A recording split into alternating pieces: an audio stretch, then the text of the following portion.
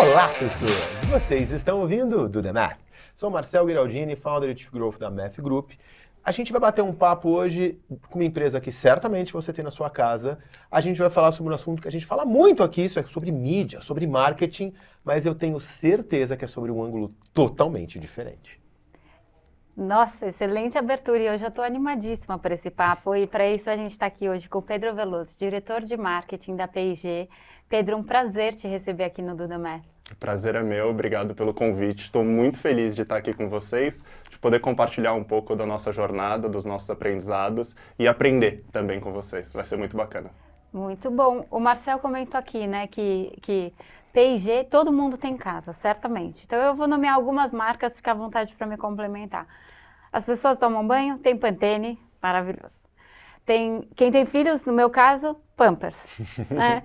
Além de Downy, que a gente vai falar mais pra frente, além de Gillette, tem uma série de marcas aí, então para quem, assim, a gente até brincou antes, né? P&G dispensa apresentações, mas às vezes as pessoas não se dão conta da quantidade de marcas que está presente na casa de todo mundo. É isso. Todo mundo escova os dentes todos os dias também, então Oral-B tá na casa da maior parte dos brasileiros. E é muito legal, porque permite que a gente conheça os consumidores em diferentes categorias, se aprofunde, esteja próximo deles todos os dias. Então, super bacana. Eu vou pedir pra gente começar de um jeito diferente, porque eu tenho medo que as pessoas achem que a gente errou quando te apresentou, né, diretor de marketing. Mas o primeiro papo que a gente fez, chegou uma hora que eu falei, cara, me explica a tua carreira, porque eu acho que é um pouco da tua história que faz o teu ângulo sobre a mídia ser tão diferente. Explica um pouquinho da onde você veio e como é que você chegou na tua posição hoje, só para o pessoal entender. Eu acho que eu começo com uma trajetória interessante. Durante o meu período de formação, eu tive a oportunidade de trabalhar na construção civil. Eu sou engenheiro civil de formação, embora eu não exerça, mas eu acho que eu trago bastante da engenharia para o meu dia a dia.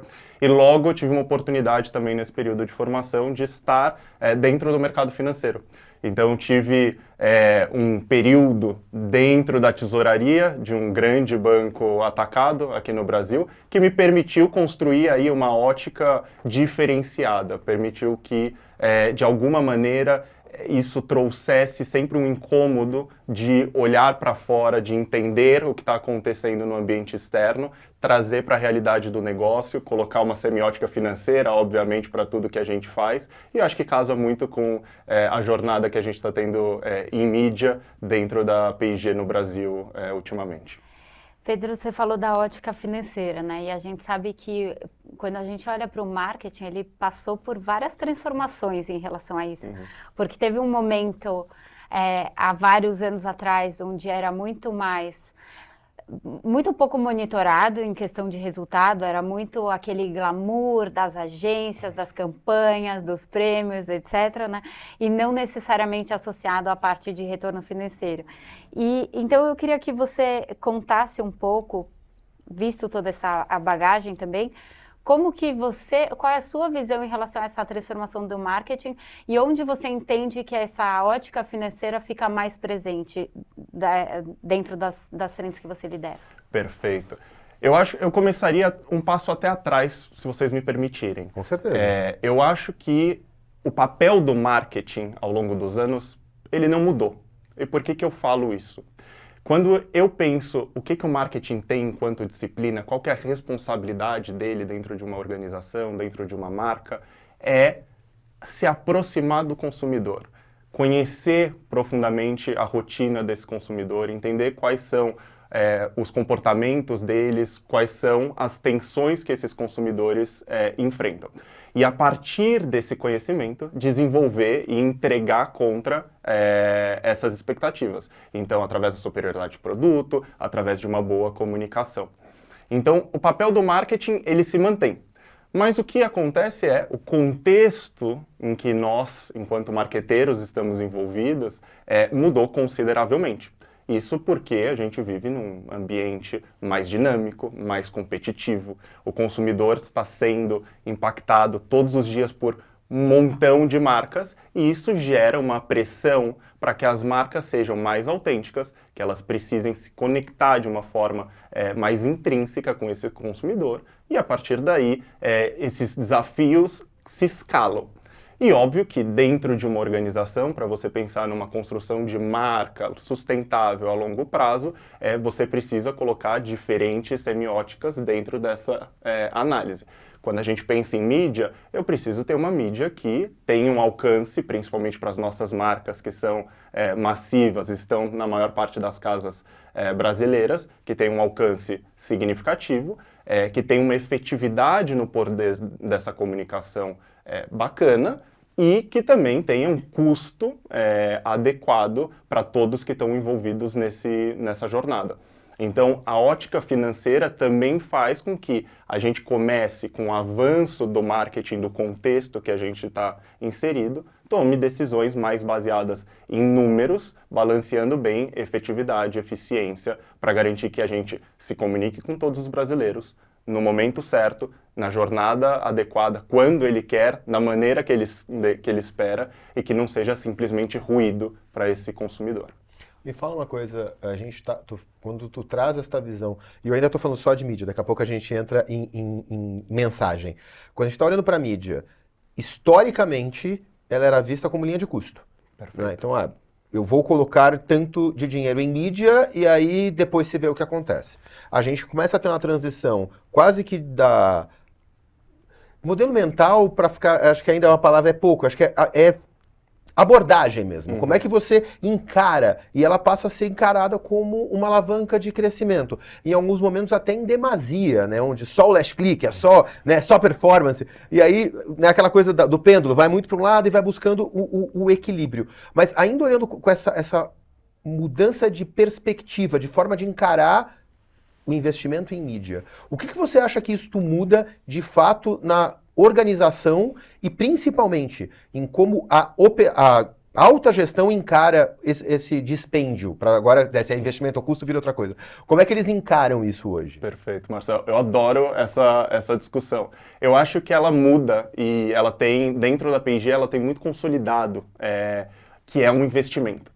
E por quê? Se eu resgatar justamente o que eu acabei de mencionar sobre o consumidor, a proximidade, o marketing, a mídia como vetores de proximidade e comunicação com esse consumidor, e obviamente de conhecimento com esse consumidor, isso se torna automaticamente um investimento para a gente. O nosso grande interesse é garantir que, através de produtos superiores, com uma experiência superior para esse consumidor, uma disponibilidade aonde quer que esse consumidor esteja, a uma equação de valor adequada, faça com que as nossas marcas sejam reconhecidas. Então, a partir do momento que eu mudo a minha ótica para qual que é o meu objetivo com essa comunicação, e o meu objetivo é estar próximo a esse consumidor, garantir que eu estou endereçando uma tensão dele, que eu identifiquei de forma empática, de uma forma simples, o desafio que esse consumidor está passando, e eu desenvolvo o meu produto, a minha comunicação em cima disso, essa troca se torna um investimento natural para a companhia.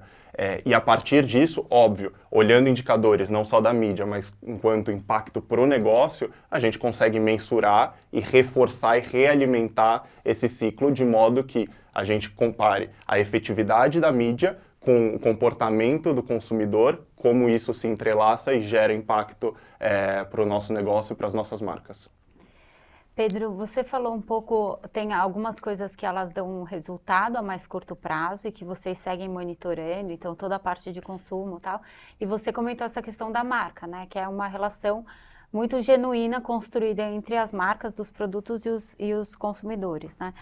Como você vê, quais são os pilares ou quais são os desafios de criar essa cultura também, olhando para o marketing, quando a gente olha para uma construção de marca a longo prazo? Porque muitas vezes a gente sabe, você faz um investimento, você mede ali no ponteiro o que vendeu, etc. Agora, quando a gente está falando de construção de marca, ainda tem discussões, né? Super. Como você vê isso? O que você diria que são os principais desafios para criar essa cultura? Eu adoro a palavra cultura. E para mim é algo que em 10 anos de P&G foi talvez um dos primeiros elementos que se evidenciaram quando eu cheguei na companhia. Hoje, a gente tem, em tudo que nós fazemos, o consumidor no centro. E a gente reforça essa cultura. E a partir do momento que eu começo a reforçar essa cultura diariamente, eu consigo fazer com que a construção da minha marca ou das nossas marcas venha justamente por trás de uma conexão, de uma empatia com esses consumidores. Então, um exemplo muito simples que a gente tem no nosso dia a dia é dentro do nosso escritório, em todas as nossas salas de reunião, eu tenho uma cadeira com o escrito consumidor. Isso é cultura na veia para garantir que todas as decisões que a gente está tomando, a gente sempre pensa como isso vai impactar, como que isso vai agregar para o nosso consumidor. Caso contrário, talvez não seja aquele momento. A gente entende que as nossas marcas estão aqui para servir e não necessariamente para empurrar ou tentar ensinar algo para os consumidores. E essa ótica faz toda a diferença. Ela faz com que a gente encare o relacionamento da marca como uma construção de relacionamento de longo prazo. E a partir do momento que essa conexão é estimulada e que a gente consegue interpretar os desafios, as tensões e articular sobre isso, essa jornada fica muito simples e acaba sendo positiva para todos, para o consumidor, para a gente, obviamente para os nossos clientes, enquanto P&G com um grande foco no desenvolvimento de categorias também. Você trouxe no começo do nosso papo o ponto de que o nosso ambiente de trabalho, nós como profissionais de marketing, mudou. E mudou radicalmente. Agora, você traz a visão de, olha, para que essa cultura aconteça, vocês precisam dos artefatos, e o artefato da mesa, né, da cadeira do consumidor é um ótimo artefato, e saber interpretar. Uhum. Eu gosto, saber interpretar nesse cenário, mas não tem como a gente voltar, porque já existia uma cultura estabelecida de uma empresa que é absurdamente grande e que é uma das maiores house of brands do mundo, quer dizer... Vai ter o gut feeling, vai ter... Não, mas a gente... Eu percebo, eu entendo o mercado. E ele também não pode ser desprezível, porque tem gente muito boa que construiu a empresa. Como é que vocês equilibram esta entrada de um novo ambiente, que você vai ter os teus novos KPIs de impacto em negócio, não só de mídia, um jeito diferente de monitorar os anseios e as tendências do consumidor com... gente muito boa, que está lá há muito tempo, muito capacitada, que tem a percepção. Como é que hoje você balança e usa essas duas coisas como alavanca para crescer? Ótimo. Gut feeling, vou começar por aí. Eu adoro porque, como engenheiro, deveria ser cético a respeito do gut feeling.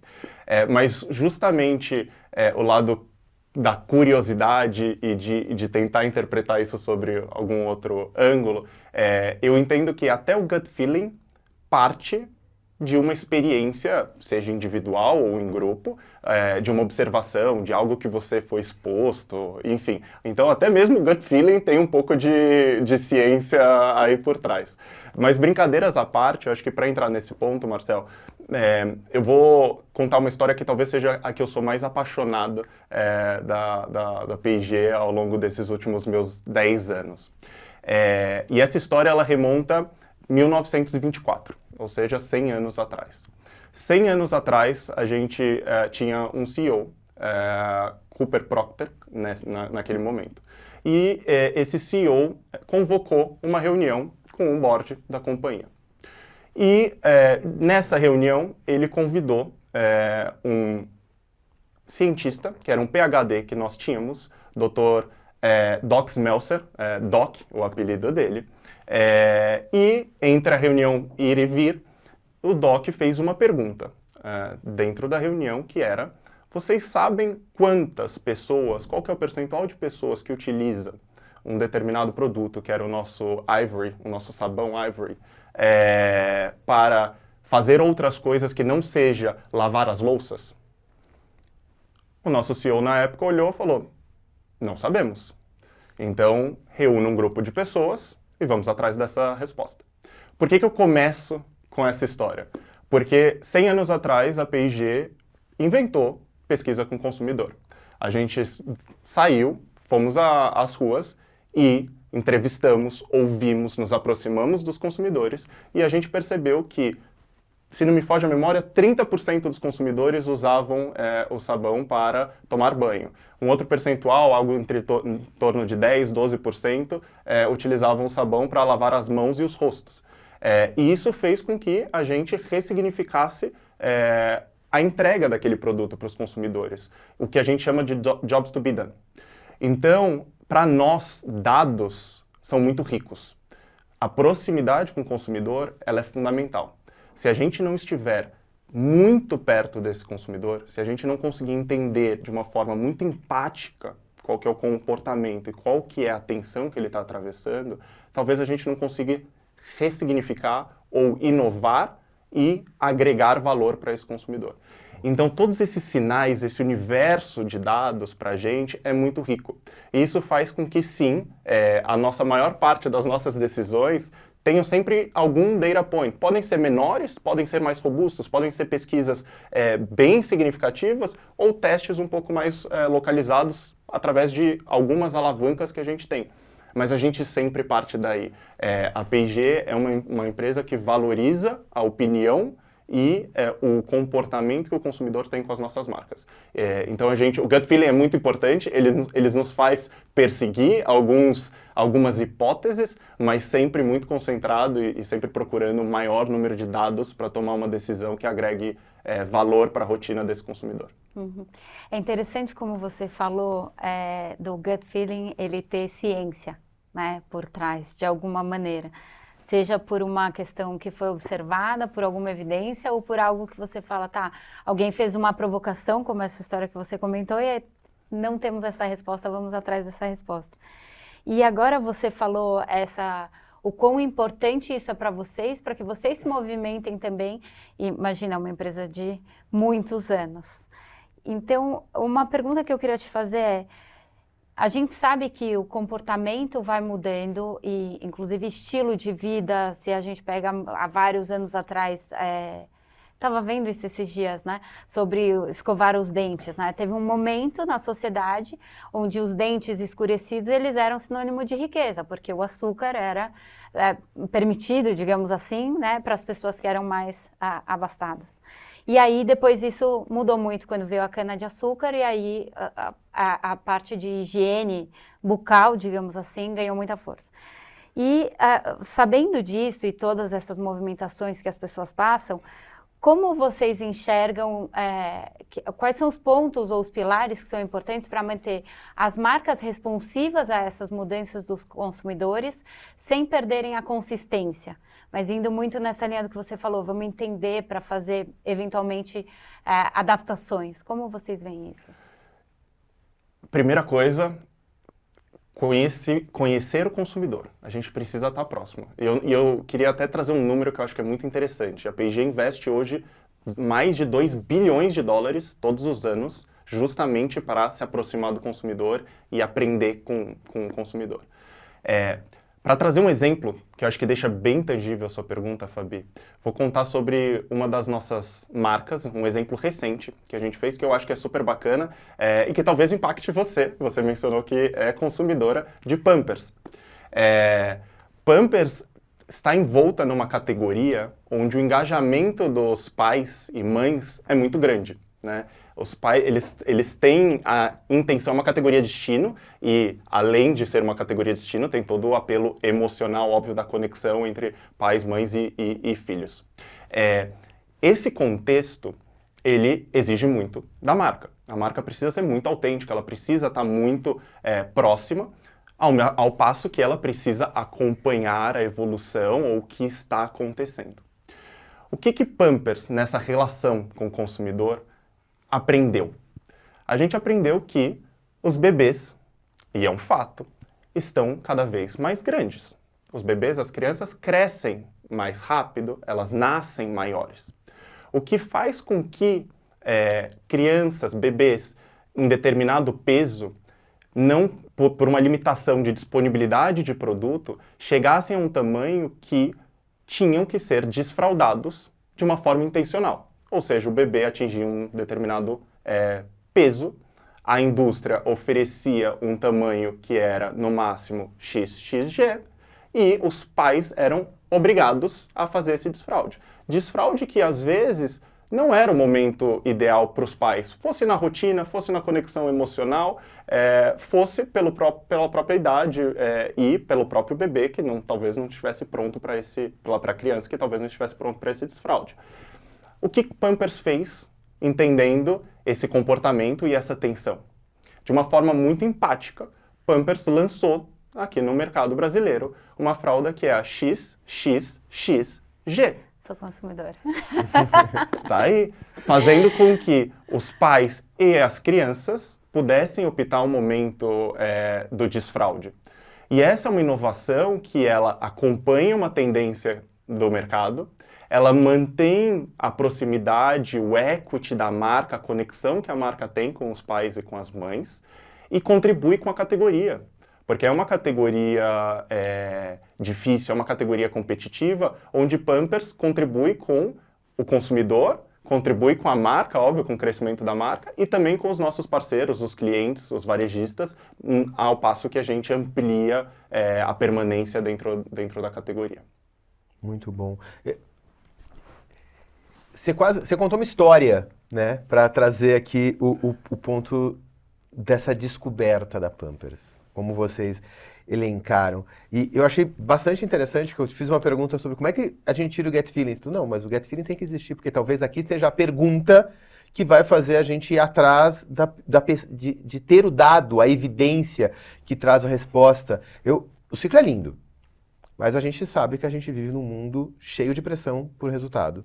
Um mundo em que a atenção está cada vez mais fragmentada, só que são só as... E eu falei naquele momento, não era hora da gente falar, estava falando da mídia, não era hora de falar da mensagem. Agora indo para a mensagem. Porque nesse mundo todo fragmentado, a gente precisa de muito boas histórias para conseguir não só capturar a atenção, mas como ter persistência de, não, legal, realmente, é porque a fralda XXG, meu filho nasceu muito pequenininho, minha esposa pequenininha, ele falou assim, então eu não cheguei a ter esse problema, mas fez todo sentido. E é isso que a gente busca, né, conseguir contar uma boa história. Como é que a gente se mantém não a gente, mas os times, o ambiente, o ecossistema criativo para buscar boas histórias, quando a gente sabe que talvez elas vão ser muito efêmeras, porque meu ambiente não vai permitir, porque vai ser tudo muito picotado, eu vou ter pouco tempo porque a atenção vai estar dispersa e a pressão por resultado é absurda. Como é que você faz isso hoje? Perfeito. A minha reflexão para essa sua pergunta, Marcelo, é a seguinte. Se está difícil para as marcas se conectarem, imagina para o consumidor. O consumidor está sendo impactado por centenas, milhares de marcas todos os dias. Então, o peso da narrativa, da conexão autêntica, dessa aproximação empática da marca, ela é muito importante. A marca está aqui para servir a uma ambição do consumidor. Uhum. Se a gente tenta empurrar algo simplesmente por empurrar, isso se torna uma narrativa efêmera, como você trouxe e que eu concordo.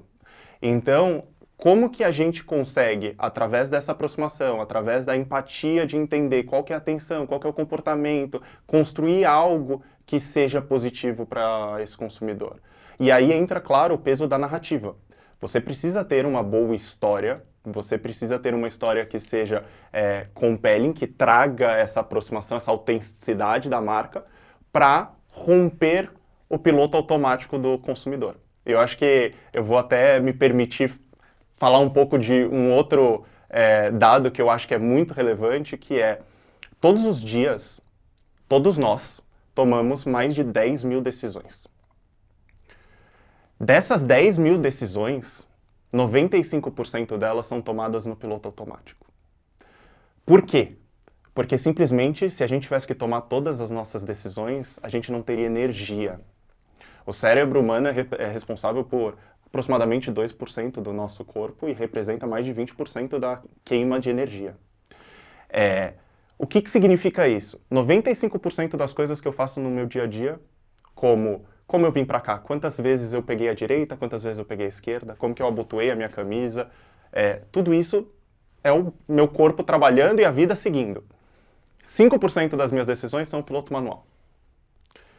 E uma boa comunicação, a comunicação autêntica, a aproximação com o consumidor, é justamente o momento que a marca consegue entrar nessa quebra do piloto manual, que ele fala, opa, essa marca está falando comigo, deixa eu entender o porquê, isso ressonou comigo. Então, a pressão existe, mas eu acho que a pressão hoje, ela inclusive é gerada pelo acúmulo da informação, pelo dinamismo, e ela é muito difícil para o consumidor. E as marcas que souberem e serem empáticas com essa situação e trabalharem em cima de agregar valor, de agregar propósito dentro das suas comunicações, dos seus produtos, seja na mídia, seja dentro da loja, facilitando uma execução, seja numa experiência, essas marcas conseguem ter uma sustentabilidade, vencer no longo prazo, versus outras que estão no modo, deixa eu aparecer o quanto mais possível para esse cliente, eu vou martelar na cabeça dele e ele vai me comprar por isso. A gente acredita que a conexão é mais importante para agregar valor na rotina desses consumidores. Criatividade com propósito. Perfeito. Tá? Para quem achou um número exagerado, né, tá ouvindo agora, falando, 10 mil decisões. Não, não é isso. Tem um prêmio Nobel que concorda com ele, um tal de Daniel Kahneman. Quem quer entender, quer dar um duplo clique nesse conceito, rápido e devagar, Daniel Kahneman, vale muito a pena. Mas não, Fabi? É isso. Tem um ponto do que você estava falando que quando a gente olha, por exemplo, para a P&G, né, vocês têm diversos produtos, né, e você falou várias vezes esse ponto de criar essa conexão e não simplesmente querer empurrar. Teve um momento, há muitos anos, nenhum de nós aqui estava, onde as decisões eram tomadas talvez mais ainda nessa forma automática, até por uma concorrência menor, por uma exposição menor à quantidade de publicidade, campanhas, etc., que a gente passa hoje, né? E eu ia te perguntar, assim, como é que tá... Tudo isso que você está falando são dados, porque senão, assim, seria impossível você conseguir conduzir tantas decisões em cima disso. Mas como que são essas decisões quando você fala, putz, eu tenho perfis de consumidores tão distintos? Porque é isso que a gente está falando, né? A gente brincou aqui da fralda, eu tenho 2 filhos pequenos. Uma já usou a fralda extra G, maravilhosa, e o outro segue com fralda. Mas, e aí você tem uma série de produtos que são mais base, mas, por exemplo, o filho não é todo mundo que tem, né?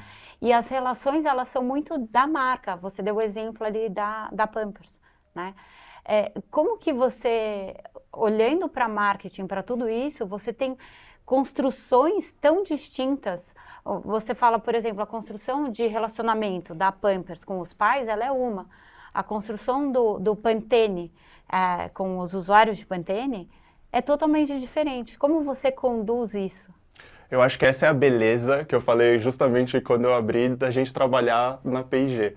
Eu acho que poder trabalhar com marcas tão grandes, presentes na casa da maior parte dos brasileiros, só para vocês terem uma referência, a P&G atende hoje globalmente mais de 5 bilhões de consumidores todos os dias. Isso traz, obviamente, a possibilidade de conhecer essas realidades de diferentes ângulos e, óbvio, a nível de cada uma das marcas, conseguir criar essa relação, essa conexão. Eu acho que um caso, e imagino que a gente vai falar um pouco, o caso de Downy. Eu ia perguntar um dele caso, agora, se não trouxesse. É um caso assim. Não, Downy é uma paixão. É uma paixão para todo mundo que está na companhia e viu essa marca linda crescer e atingir a liderança de mercado tão rápido. Downy é uma marca relativamente nova no Brasil, aproximadamente 15 anos de existência. E é uma marca que soube entender com muita profundidade o que é o brasileiro. E eu acho que esse é o segredo por trás dessa história de sucesso. Então eu vou trazer um big picture do que a gente acredita que é o brasileiro, e depois a gente fala um pouquinho sobre Downy. O brasileiro é apaixonado por higiene e beleza. Tá?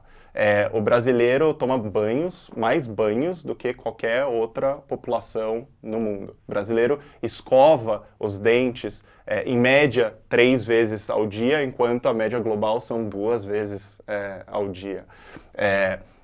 o brasileiro tem uma relação de confiança com as categorias de beleza tremendas. Quando eu pergunto para a mulher brasileira, fala o que significa ser bonita, o que significa ser belo para você, 85% delas falam é uma questão de esforço. Quando eu faço essa mesma pergunta para americanas, esse número reduz para 35%. Então, o brasileiro tem uma conexão com higiene e beleza que é tremenda. E quando a gente começa a olhar esses ângulos do brasileiro, uma das coisas que Downie aprendeu é que o brasileiro é aficionado, apaixonado por perfume. Tem estados do Brasil que a penetração de colônias supera 90%. O perfume para o brasileiro remete segurança, remete carinho, cuidado, remete comprometimento com a família, com a casa. Então, o perfume, ele realmente está no centro, no coração do brasileiro. E por que isso é tão importante para a história de Downie? Downie é um amaciante que entrega maciez, que é o core da categoria. Mas Downie é um amaciante que tem perfume que dura mais. Downie se construiu em cima da certeza que a consumidora e o consumidor vão ter uma roupa perfumada que dura o dia inteiro. Então ela vai poder sair de casa e ter a confiança que vai passar o dia inteiro perfumada. Quando a mãe e o pai estiverem fazendo uma máquina de lavar roupa e abrir e aquele cheiro permear a casa, aquilo para essa pessoa é uma sensação de eu estou cuidando da minha família, eu tenho um comprometimento. Isso agrega valor para a rotina do consumidor. E Downie traz isso dentro de uma fórmula superior, de um produto superior. Então, eu não sei se vocês sabem, e eu sou apaixonado por esse teste, quem usa Downie, como funciona? Tem microcápsulas de perfume dentro da nossa fórmula. Essas microcápsulas entram nos nossos tecidos e, conforme a gente se movimenta ao longo do dia, essa fricção do tecido vai rompendo essas cápsulas e o cheiro vai saindo. Então, se você estiver usando Downie e você esfregar a sua roupa, você vai sentir o cheiro vindo do perfume de Downie, que dura o dia todo. Então, a partir de uma aproximação do insight do consumidor, que é a paixão pelo perfume, a gente traz um produto superior, com uma comunicação superior, com uma experiência superior. Se vocês notarem bem, a garrafa de Downie, ela remete um perfume, um frasco de perfume. Uhum. Isso faz sentido, isso ressona. Quando a gente vai para a loja e olha o consumidor comprando amaciante, por mais que é uma categoria de maciez, o primeiro comportamento que a gente vê chega na gôndola, pega o produto, abre, deixa eu ver se eu gosto. E Downie sente o cheiro. E Downie, com esse diferencial, com essa tecnologia, entrega justamente com isso. Então, comportamento, tensão, a marca de uma maneira simples consegue agregar na rotina do consumidor. Quando você contou esse case, quando a gente estava fazendo papo para vir para cá, o meu primeiro ponto foi assim, eu acho muito legal quando as pessoas ficam se esforçando muito para tentar entender o que é ser data-driven, o que é ser... A primeira coisa, assim, põe o consumidor no centro de verdade. E quando você descobre alguma coisa dele, tenta entender por que isso pode ser útil para você. Porque se vocês não tentassem entender por que pode ser útil eu saber que o consumidor gosta do perfume, talvez até o processo de desenvolvimento do produto não fosse para esse lado. Porque no final do dia, o teu ticket to play, né? Ou voltando para o jobs to be done, né? O job que te faz estar na concorrência é da maciez. Eu sou mais macio. Não, é que se não for macio, não está nem no jogo. É isso. Então, você está fora. Vocês criaram um produto que olha a outra percepção, e aí a gente pode escolher a teoria. Se a gente voltar para a teoria da década de 70, brincar lá com os tickets, né? O ticket to play, o ticket to win foi o perfume. Mas falar assim é velho. Tá bom, vamos para o job to be done de novo. Mas aí você acabou de trazer aqui, é o job social. É o perceber que está cuidando. Então, ela conseguia... É mais do que apenas estar com a roupa limpa e macia. Então, eu consegui ter a minha própria prova social, mesmo sem ninguém me falar, porque fica me lembrando de que eu cuidei da casa, ou que eu cuidei da minha roupa, porque eu tô mais tranquilo, não tô aqui, olha com o cheiro, tô limpo, né? Então, vocês conseguiram perceber que este dado complementa uma outra característica do produto, e ao posicionar melhor isso na história a entregar para o... Óbvio, primeiro, existia, mas sozinho você vai precisar que o consumidor descubra sozinho. Na hora que você posiciona isso dentro de um job, né, ou job social nesse caso, de que ó, você realmente cuidou, porque está aqui a prova, já que você gosta do cheiro, você muda o padrão de competição. E eu acho que muitas vezes a gente quer achar, ouve ou recebe aqui até conversas de quem quer, porque a gente fala muito de dados no podcast, como é que a gente vira data-driven, e no final do dia, quando você contou essa história, ela é simples. Não, se o consumidor gastar disso e eu tenho, deixa eu mostrar para ele. Você falou, né, não quero ensinar. Então eu fui lá mostrar para ele que aquilo que ele procura, ele acha que talvez ele nem estivesse procurando com tanto afinco. Mas na hora que ele descobre que ele pode ter, ele quer. Exato. Então, eu gosto, quando tu contou essa história, eu gosto porque vocês não só mudaram a forma de competição, mas o insight é claro. Não foi... Melhor dizendo, não é o insight, é claro. A evidência para o insight é clara. Ela não veio de uma, sei lá, de uma inspiração divina de alguém. Não, tá aqui, olha só, o brasileiro é assim, a gente gosta disso. E todo mundo todo mundo é muita gente, como gosta de dizer a Fabi. Mas certamente, muita gente, quando você tá contando essa história e tá agora ouvindo a gente, se reconhece. Sim, sim. E para metade que, aliás, esse é um bom ponto, porque os dados, a história nunca acaba, né? A gente consegue continuar se aprofundando. A jornada de Downy continua. Agora, no curto prazo, conversando com os consumidores, a gente descobriu o seguinte: 50% da população gosta de perfumes mais intensos. 50% da população gosta de perfumes mais suaves. Aquele perfume para você deitar na cama, dormir, aquela coisa mais leve. Ora, são perfumes. Como que a gente serve os dois lados? Então, Downy lança agora fragrância suave. Então, vai do intenso ao suave e a gente continua se aproximando e entregando contratensões dentro do território de perfumes, que é o que o consumidor espera, servindo todos os consumidores. Eu acho que é importante também mencionar que a forma como em marcas massivas como as nossas na P&G, a forma que a gente enxerga isso a P&G não é uma indústria de marcas que atendem um único tipo de consumidor. A gente está aqui para atender todos os tipos de consumidor. E a partir desse conhecimento, dessa aproximação, a gente vai conseguindo endereçar e se aproximar e, enfim, se tornar aí presente na casa desses consumidores, agregando para a rotina deles. Pedro, eu queria te fazer uma pergunta diferente até, eu saí um pouquinho do roteiro, mas eu fiquei curiosa. Porque isso que você falou agora, primeiro, assim, vocês têm muitos produtos, né? Então, de fralda, pasta de dente, a shampoo, amaciante, entre muitos outros do que a gente já mencionou aqui. E tem também um outro lado, né, um outro ângulo que fala, você não vai atender todo mundo, você não vai estar na casa de todo mundo, né? Eu fiquei curiosa, teve algum momento da história, assim, da P&G, onde vocês optaram por não entrar em alguma categoria, sabe? Falar, por exemplo, a gente vai estar, mas, claro, vocês têm algo que permeia todos os produtos, que é essa essência, essa genuinidade, esse cuidado com o consumidor, tá? Isso permeia todos. Por que eu estou te perguntando isso? Recentemente eu li o livro do Jogo Infinito, do Simon Sinek, né? E, bem no fim, ele menciona um caso da CVS, que é a farmácia americana, para quem não conhece. E menciona uma decisão que a farmácia tomou de falar, a gente não vai mais vender nenhum produto, nenhum cigarro, nenhuma marca de cigarro e tal.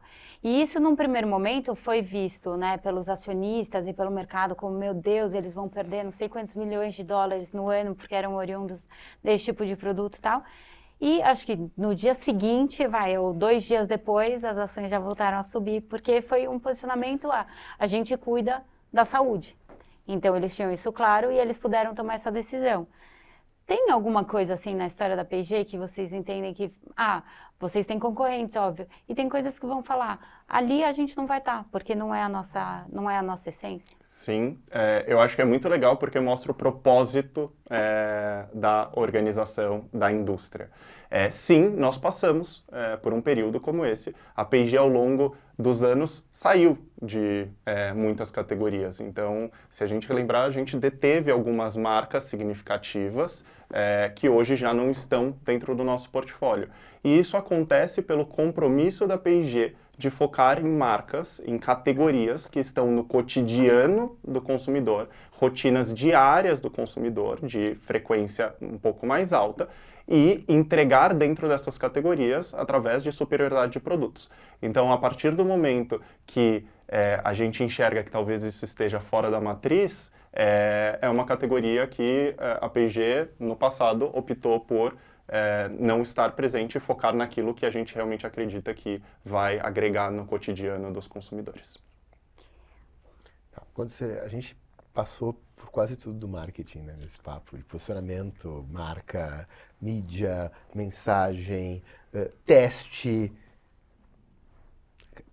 Eu não vou conseguir voltar para lembrar um pouco, inclusive, da tua formação de não ser um publicitário raiz, o que eu acho que traz mais do que tira, sabe? Porque tu tem um repertório diferente e por causa desse repertório vou mudar um pouco o nosso papo aqui. Por favor. Quando a gente pensa hoje eu olho para o marketing, eu já vejo que profissionais de marketing eles têm que ser um pouco mais ambidestro, a gente tem que os limites entre marketing, tecnologia e finanças estão, né, tá cada vez mais blur, para dizer o mínimo, né? É difícil tu olhar para o comportamento do consumidor, ele começa a estar vinculado com macroeconomia, então a gente, né, começa... O que não pode faltar hoje para um líder de marketing? Quais são as competências que tu acha, isso aqui, se você quer virar um líder de marketing, você precisa ter? Adoro a discussão, muito boa. Particularmente, eu diria duas coisas, Marcelo. Primeiro, a curiosidade. Eu não poderia falar algo diferente, sendo que a gente passou os últimos minutos falando sobre conhecer o seu consumidor. Então, para mim, um bom líder de marketing é aquele que entende que está ali para servir o seu consumidor e servir literalmente, entendendo quais são as dores, as frustrações, as necessidades, as ambições desse consumidor. Então, um bom líder de marketing, para tangibilizar bastante para mim, para todos nós, é a pessoa, um líder que consegue, por exemplo, dedicar o seu tempo ao longo da semana e ir para dentro de uma loja, o chão da loja, ou se você tem um restaurante, no seu restaurante, ou qualquer que seja a sua área de atuação, e ficar lá por 30 minutos, deixa eu observar, deixa eu entender como que o meu consumidor compra, quais são os sinais que ele está me dando. É realmente o líder que está interessado em reduzir esse espaço. E você consegue reduzir esse espaço de N maneiras. Perguntando para esse consumidor, visitando a casa desse consumidor, estando na loja com esse consumidor, utilizando da mídia para obter insights com o comportamento desse consumidor. Então, a primeira habilidade ou interesse que eu falaria, curiosidade, na minha opinião. E o segundo é simplicidade para articular. A gente vive num mundo que são muitos dados, muitas informações. Então, a partir do momento que você tem a capacidade de entender, conhecer esse seu consumidor, se você conseguir articular esse comportamento e essas tensões que ele tem de uma maneira simples e empática, você consegue construir algo que vai gerar impacto para o seu negócio e para o seu consumidor no longo prazo. Então, eu sumarizaria com curiosidade e simplicidade na articulação. Eu acho que tem um ponto, essa obsessão pelo consumidor, pelo cliente, vamos dizer assim, tu traz, tu vende produtos físicos, né? Então, tu vai para a loja, tem um restaurante, vai para o restaurante, mas não dá para fazer. Bom, gente, dá. Sam Altman fazia. No Made in America tem acho que 2 capítulos dele contando como ele visitava as lojas do Walmart. Então, dá para fazer. Mas meu negócio é digital. Então tá, então muda de livre e vai para a loja de tudo, o Jeff Bezos, porque ele cria um arcabouço de mensuração para poder ser obsessivo para o cliente sem poder e falar, ver como o cliente se comporta, porque é 100% digital. Então, eu concordo com você e acho que... Eu gosto do termo, o obsessivo é a tradução que o José Salib Neto traz do A Loja de Tudo. Ele fala, cara, o Bezos não é centrado, ele é obsessivo. E hoje a marca precisa, né, ser obsessiva pelo cliente. É isso que você tem que... Senão você não consegue se conectar de verdade, porque é muito ruído, né? É isso. Vou te dar um exemplo super simples. Agora, no último mês, a gente levou toda a nossa organização de marketing para a casa dos consumidores. Vamos ouvir desses consumidores, o que eles podem nos contar. A gente chega lá, não fala que é da P&G, obviamente, mas qual que é a rotina dessas pessoas? Como que é a vida delas? O que são as aflições? O que são os momentos bons e positivos e alegres? E a partir daí, como que a marca consegue construir? Então, essa obsessão, ela se torna autenticidade quando a gente pensa em construção de marca. Esse papo tá muito bom. Tá muito bom. E eu queria que, assim, certamente a gente teria mais perguntas para mais um podcast. Na minha ficha tem 6 ainda. Mas a gente não vai conseguir fazer, infelizmente. Eu falo muito. Não, Pedro, nossa, muito bom te receber aqui. Tem uma última pergunta que eu queria te fazer, que a gente faz para as pessoas, para os nossos convidados, que é: qual é o seu indicador de sucesso? Assim, qual é o número que você olha que você fala, é esse o caminho que a gente está? Bom, o meu indicador é um consumidor satisfeito. A gente consegue, e o meu número eu olho sobre 2 óticas, isso. Eu acho que com a evolução, né, marketing, mídia, do ambiente digital, do poder da mensuração, eu olho muito hoje para efetividade, então, através de todos os estudos internos e externos que a gente tem, qual é a efetividade, qual que é o volume, o impacto que a minha publicidade, a minha comunicação, o marketing está gerando para a minha marca.